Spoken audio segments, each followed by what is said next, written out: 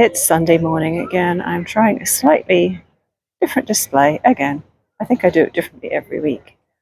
But this week I had the brainwave of hanging up more of my things. So I've got yarn with little loops tied into it so that anything with a swivel hook I can hook to the little loops in the yarn. Hoping that will make it more visible. Got my hats, my book sleeves, straw and cutlery holders, various bits and pieces. I hung up my doggy do-bags in my pyramids that I haven't yet sold. Drawstring bags, coffee/water carriers.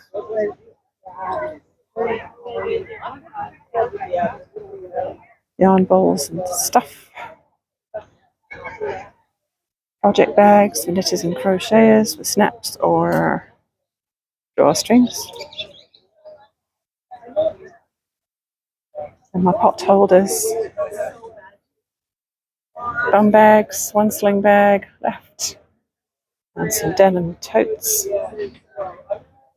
So fingers crossed, it's going to be a successful day.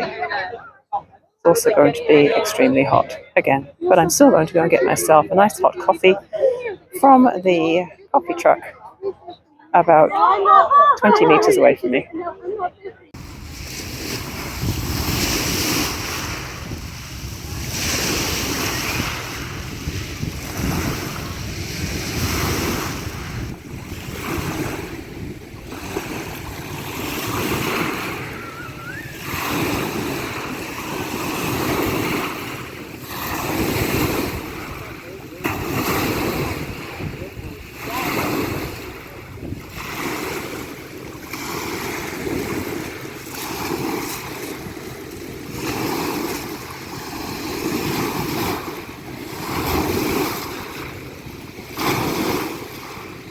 Hi lovely people, it's Nicola back in the Stitches and Slapdashery sewing room. My sewing machine has been on fire today.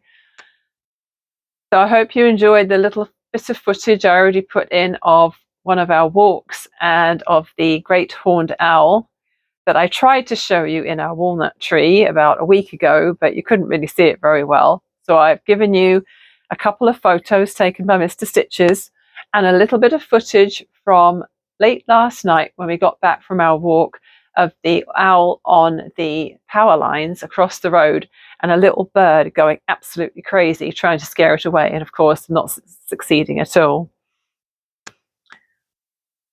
So yes, this vlog is going to have lots of sewing content, maybe some other stuff, I don't know yet. So let's get into it. I just finished the vest top out of this pattern, this one right here, out of my black embroidered fabric.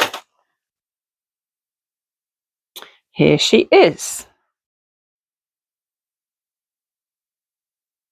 Came out great, even though I used extra wide bias tape on the armholes and neckline because I didn't have single fold narrow, but I did end up trimming about 1/4 of the width of the extra wide off. I sewed it on, cut part of it off, and then sewed it down on the inside. But I think it looks fine. No one's going to be looking at the inside, and with a bit of pressing it sort of smoothed everything out quite well. I sewed it from the right side so that it wouldn't get that twisting with the stitching. Has a little side slit at the side there. It's pretty roomy because it's of course designed for a woven fabric, and so it's got plenty of room to get it on and off over your head. I think that's really pretty, and it's going to look lovely with the matching skirt. And I saw a tutorial online this morning for a really simple wrap skirt, which is pretty much exactly the same as something I made once before. My sister brought me some fabric back from North Africa once, and I made a very, very similar wrap skirt out of it, and that's basically what I'm going to make again. Cheers. I think that the name of the YouTube channel I saw this on this morning was just DIY Pattern. I think it was as simple as that. And all she did is she took her fabric, folded it selvages together, although it wasn't completely clear how she folded it, but she folded it selvages together, I think. And then she just cut a couple of strips off the end for the waist ties. That's the word I'm looking for. So what she used is a piece of fabric that was 106 centimeters by 148, and I did not write down the inches on that. My fabric is a little narrower than that, but it'll still work. So at the moment, I haven't cut into this at all.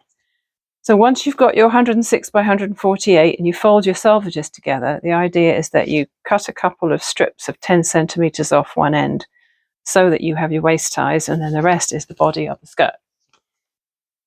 So I'm just going to straighten up this edge back here.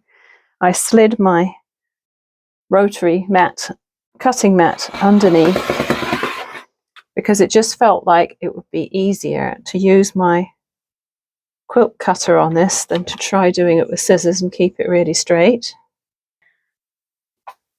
Okay, so when you go to 85 centimeters, I'm going to do it just as 3 separate things. I'm not going to like cut a piece, then cut 10, 10 the other way. I'm going to go 85, 10, 10. I did not pre-press this. Who knows whether I shall press it at all. Okay, so 85 centimeters is right there. I'll just line up my ruler, I think, and then I'll double check it's the right distance at the other end.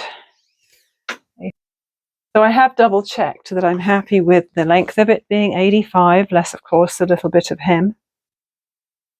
I held it up against my body just to make sure it's going to land roughly where I want it to be. The idea is that you don't have to wear this as a skirt. You can also wrap it up around your upper bust as well to make a swimsuit cover up, or a simple dress as well, which is really handy. So here is my main skirt piece. The width of it is going to go around my body, and the length of it is the skirt. So let's just make sure I've got lots of overlap here. Fair amount. It would have been nice to have had a bit of more length, I guess. I probably could just wrap it a little more around the hips than the waist, I guess. It would have been nicer if it had been a slight bit wider, this fabric.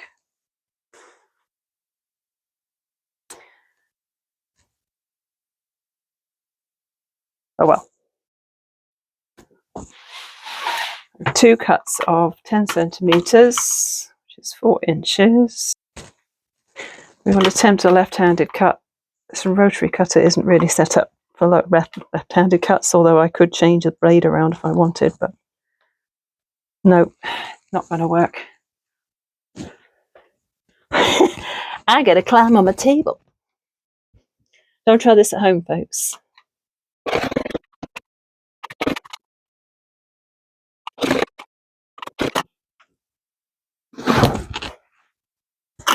I've got my tatty old jeans on as well. Did you notice my jeans are all patched on the inside of the leg? I did go to work for 4 hours this morning and I had my better jeans on, but changed into my scruffies when I got home. Look at this, I still have a bunch of fabric left.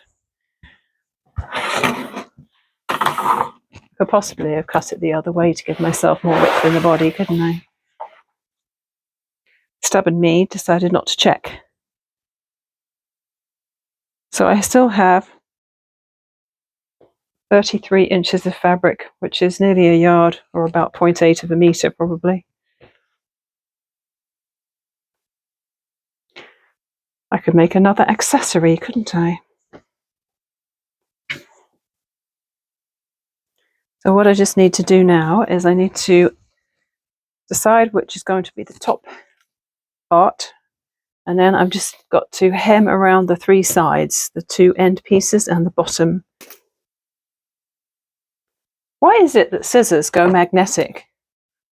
Any idea why that is? Why is it when you pick up a pair of scissors, quite often there's a pin stuck to it? What's with that? All right, I am going to go and slapdashedly do that without pressing first, and then see how the next part goes. I had to switch you off for a bit because I needed to look at the video to see what to do for the waistband. I attached the 2 waistband parts end to end, and then I did what she showed, but held it against here and then joined this into a tube. So I've seamed partially. I'm going to have to hope that this tube turner is going to work for this. I don't know. May not. Oh, maybe it will. Oh. It's a really quick project. I love quick projects. Now I just need to match up this seam with this notch that I made for the center.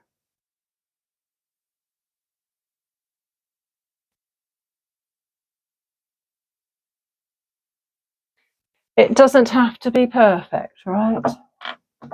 How many times have I said that on this vlog?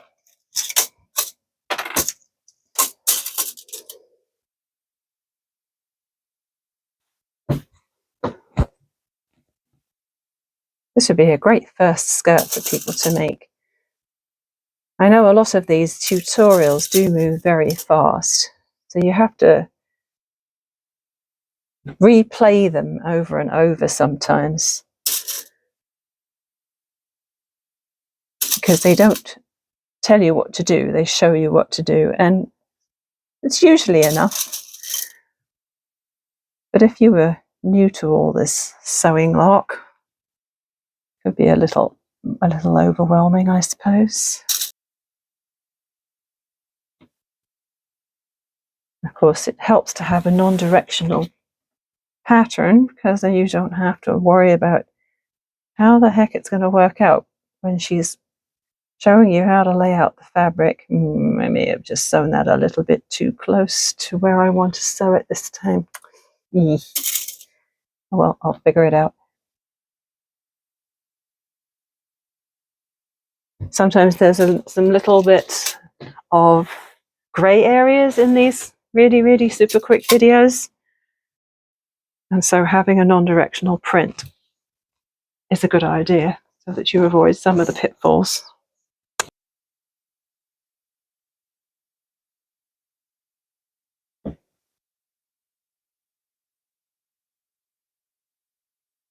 What you can do is just wrap it. Wrap it like that. Either tie it at the back or tie it at the side. But what I rather like is give it a bit of a twist at the front.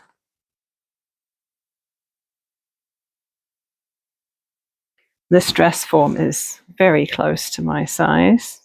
I adjusted it so you can twist it like this.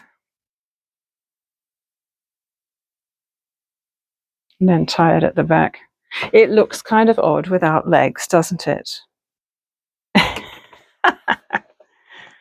She does look kind of odd.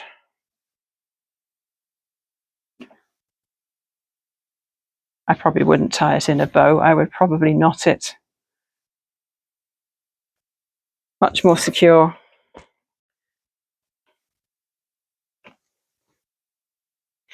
In this video, I'll make sure to link the video underneath, because she shows a few different ways to wear this skirt. People are very inventive with these very simple pattern ideas. Obviously, I would probably straighten up that.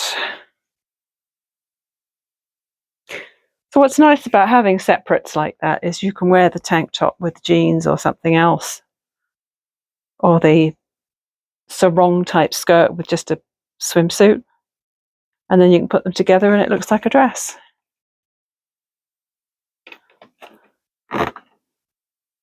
Considering that fabric didn't cost me anything, I'm pretty happy with that. I've had a lovely sewing session this afternoon. I only worked 4 hours this morning, so I came home, had some lunch, and got stuck in to the sewing. I probably have already shown you the segment with the black embroidered fabric and the tank top and skirt. So straight after that, I dived into something else. Or is it dove? Dived? Dove. I dove into that. I think that's probably the right expression. I'm digressing again, aren't I? I dove into another project, which is a very small project, but it was really, really needed. So you guys have probably seen these before. Fold up beach chairs. Right, they just pop right out, fold right up, and they come with a carrying case. Well, the carrying case is very flimsy. It's polyester fabric or nylon fabric. And okay, I've had this a very long time, years and years and years. And it's well shredded. It actually has a gaping hole in the side here. And so what I did today is I took the drawstring out and I kept the little cord stopper toggly thing. And I took the bits of webbing off the side. It had a short handle and a long one, so you could sling it over your shoulder. This is going in the garbage because I have made a new case for it. I am using that super strong tech fabric that I got for free. Wow, both of my sewing projects today have been with free fabric. Don't you just love that? So I measured the blue one. It's got a square that's been sewn in at the bottom. I wasn't going to do that, was I? No, I cut a rectangle of fabric and I zigzagged all around. And then I turned the top hem for the drawstring. And then I did the side and bottom hem, leaving about this much unsewn at the top. So there was a bit of a gusset for the top part to have enough room. And then I boxed the bottoms at 2.5 inches. So it came out great. I did err on the side of slightly large. Oh yes, and I also used the long piece of webbing to put back on the new version. So look at this lovely fabric. This is the same fabric I used for my son's bag the other day. Beautifully colourful. And of course, I've used my super bright parachute cord. This is the cord stopper that was on the old one. This is the webbing that was on the old one. I'm not sure if I'm going to trust it sewn on there. I'm not sure if I'm likely to rip the fabric or not. I did do a box with a little X across. I'm not concerned about my stitching. Oh, look, I didn't trim that end of thread. But I'm more concerned about the fabric ripping. It is pretty strong fabric, but I haven't tested it out fully yet. So all we do is we grab our folding beach chair and we thread it in the top. I always put it in upside down. The feet are icky and they're also kind of bulky at the end there. So you want those at the top end of the bag. Let's just make sure I'm doing this right. It goes in easily. You'll have to take my word for it that it goes in easily. I'm trying to do this on camera. It's not so great. All right. So when I take this to the market in the future, it's going to look frickin' awesome. Frickin' awesome. There's my boxy bottom. There's my shoulder strap. Although, as I say, I'm going to be really careful with that. You can tell that, there's going to be a lot of strain up there. It's quite heavy. My drawstring top, and I made sure to use lots of cord purely because I love the colours on the cord. It's done. And It's a little long, if anything, but that's perfect because it's better than having it too short. Beautiful, hey? So happy with that.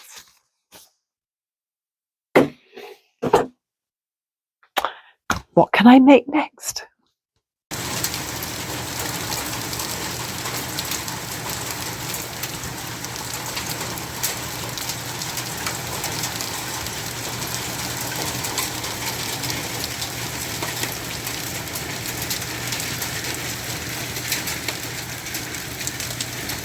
The answer to what I'm going to make next is I made an apron next. One of the vendors at the market, in fact, the person who asked me to make the crochet Harry Styles amigurumi recently, she wanted an apron for when she's cooking her Welsh cakes for the market. So I thought the best thing to do would be to ask her to go to the fabric shop and buy her own fabric, and then I could just charge her for some labour. As usual, I completely underestimated how long it would take to make, but I think it came out great. So here it is. Very basic apron shape with a double pocket at the front. I did a double line of stitching. You probably can't see because it's a light grey thread on this blue fabric. Double line of stitching around the pocket and then a double line also down the centre. Remember to put a label on it. Because this is a very small apron pattern, it's I think it's a Mrs. Is it a Mrs.? No, it's not actually. Hang on a minute. Oh, it is. Now this is a very small apron pattern. It's a Mrs. size rather than a woman size, so it's really made for quite slender types, shall we say. So it looks a little small on me, and that's why I lengthened it last time when I made the sewing themed one. Now this lady is a little bit bigger, and so she wants it with a little more coverage. So I told her to buy the wider width fabric and a little extra length as well, so we'd have plenty to work with. And actually it's a good thing I did, because I put the pattern piece on there, drew some lines for the extension, and then went and cut on the wrong line, didn't I? So that was a big duh. Luckily, I still had enough to cut all the pieces out. So what I ended up doing with this, let's put it on the dress form because it looks rather nice on there. What I ended up doing with this is upholstery fabric, and she said it's polyester, but it's rather nice. It looks kind of like denim, and you know I love denim. So what I ended up doing with the pattern for this was placing the pattern piece on the fold, but a little way away from the fold. So instead of right on the fold, I moved it an inch away. So that gave an extra 2 inches in the boobage area so that it wouldn't be too narrow here.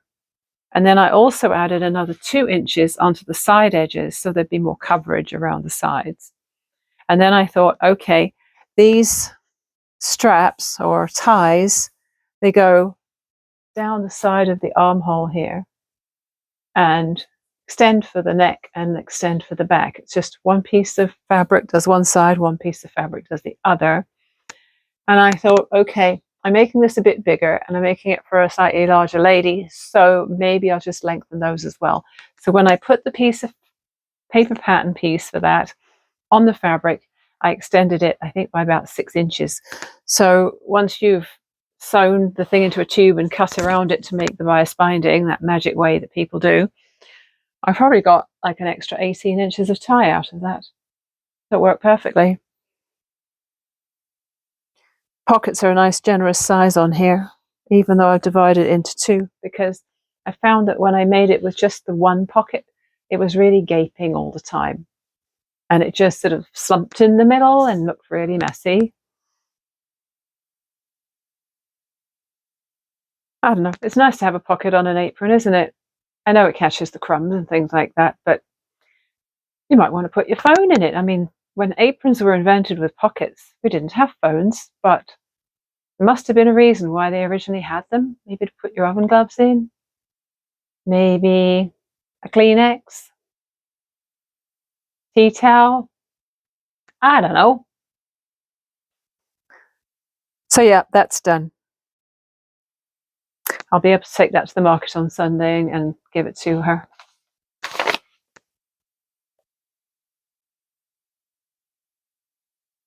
I just spoke to the camera for 10 emotional, heart-rending minutes and realised that I hadn't pressed record.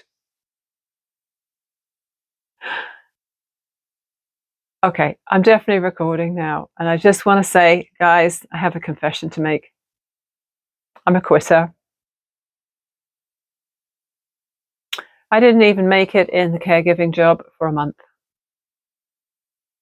I'm really, really hoping that even if I have to work the rest of this week, that they will cover my shifts from next Monday, because I don't want to go back next Monday. I have realised that I'm not cut out for this job.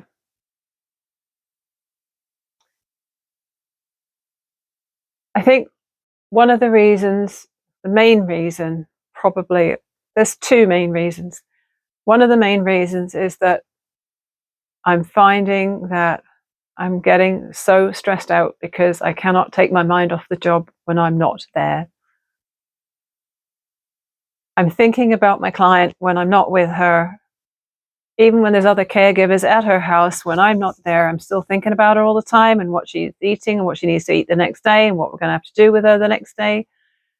And it's not her fault. It's my fault. I know it's me. It's all about me, guys. So I'm finding it stressful to switch off when I'm not at work.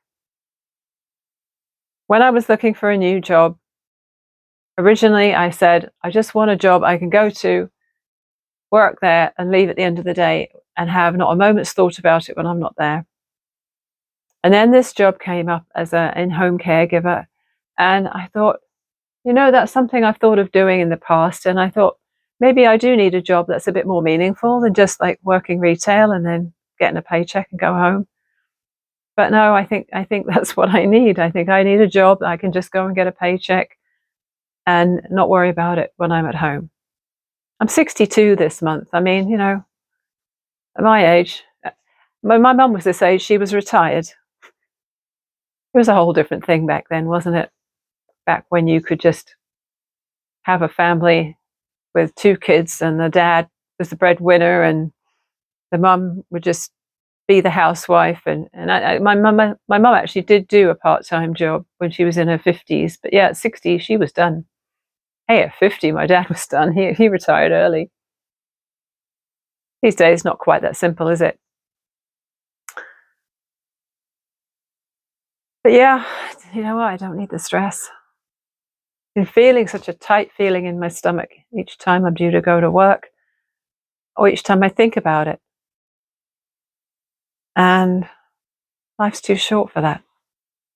And the other thing is that when I'm at the house, I am doing a lot of sitting around on my own. And yeah, I've got my phone, I've got my knitting, and I could just say, I'm getting paid for sitting here on the couch knitting, but I'm also not interacting with people.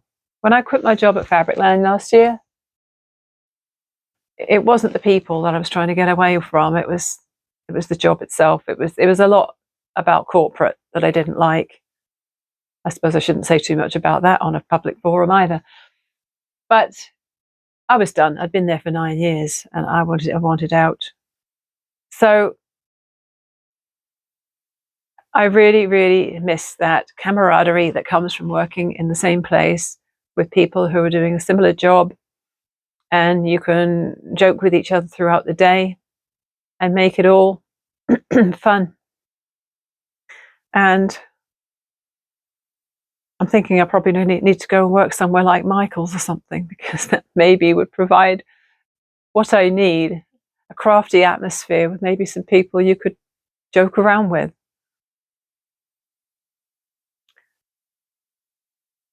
In the last probably 9 months since I left there, there hasn't been a huge amount of social interaction because I haven't had a job. I have not had that many friend gatherings either. A couple of my friends have had pretty serious health issues, And so the regular knit night that we used to enjoy haven't really been happening. And when I have tried to get people together, hasn't been very successful. And so I think I felt a little bit isolated, and I needed that outlet. One of the reasons I was totally ready to go back to work once Mr. Stitches had finished with his cancer treatment, I was ready to go back into the workplace because I needed some sort of social interaction, as well as knowing that I was earning money and contributing to the family's finances.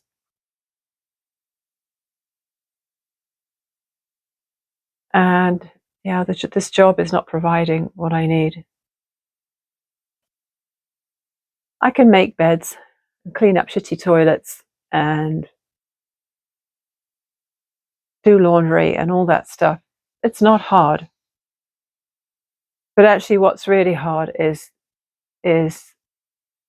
feeding people a diet that you don't necessarily agree with. This vlog isn't about being vegan or anything, but I've mentioned it very occasionally in the past, but it's not really part of what this whole vlog is about. But you know, it's a major part of my life, obviously, and a major part of my beliefs. But having to feed somebody the food they have when it is animal products, when you see the animal, you don't see the food. You don't see it as food, and you just see it as animal, and you also realize that it's not contributing to their health, because if you already have a heart issue, maybe all that saturated fat is not what you should be ingesting. And I've never preached about veganism or health to anyone who hasn't asked me first. But it's really hard when someone is already sick and is on 13 different pills a day to see them harming themselves potentially every time they have a meal.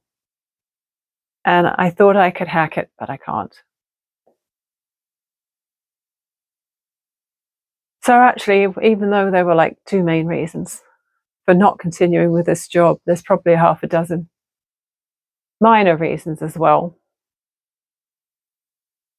And yeah, I need to find something that's more fun, maybe less meaningful, but more fun for my own mental health, my own self-care. And you know, if ever I'm in need of somebody to wash and bathe and feed and everything, if I ever get to that situation, I hope I will treat them with the utmost respect. But not a job everyone can do. Well, that took a serious turn, didn't it? I'm currently waiting for a call back from the office to see whether they've managed to cover my shifts. So I should probably get off here, because while my video is recording, I won't be getting a phone call. So I'm gonna leave it like that. Sorry to leave on such a miserable note, but we don't have to shy away from serious topics on this vlog. It's not all fun and games, is it, life? So I'm going to say goodbye, and I hope you enjoyed the sewing. I did think I was going to get some crochet granny squares joined in this vlog, but I did not. I will have some knitted hoodie to show you next time, and maybe do more of a yarny one next time rather than a fabricy one. Thanks very much for being here. Hope you come back. Take care. Bye for now.